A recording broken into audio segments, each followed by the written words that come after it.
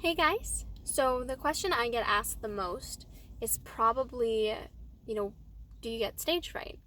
And the answer is, well, not anymore. Probably for most of my life, I would say the answer was yeah. I remember when I was younger, I was probably around 13. When I would perform, whoever was the stage manager would have me jump up and down to try and get rid of my nerves and try and kind of get that out. But honestly, that didn't really help. It almost made me more anxious because I felt like I was letting go of the things that I wanted to control. And so because I couldn't control them, it made it worse. And When I got older and there started to not be a stage manager, that was also a struggle because I wanted to still control the outcome.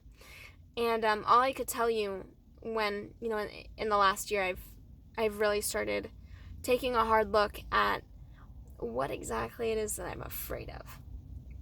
And the truth is, not much, as it turns out, but the stories that we create in our minds are so much bigger, right? So what I found was when I was younger, all I wanted was a perfect performance. But I couldn't really tell you what exactly perfect was and what that meant to me. I could tell you that I wanted to hit every note. I wanted every note to sound amazing. I wanted it to be the best show ever. And I wanted to look like I belonged. And obviously, because I was so worried about all of that, unless I felt like and I would call it kind of like this, it would feel like I blacked out on stage. Obviously, as a kid, totally sober. As an adult, also sober. I don't drink and perform. That's just not what I do. And That's funny.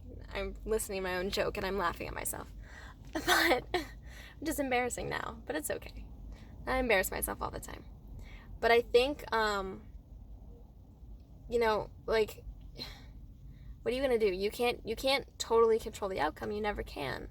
But I couldn't tell you anything else other than that.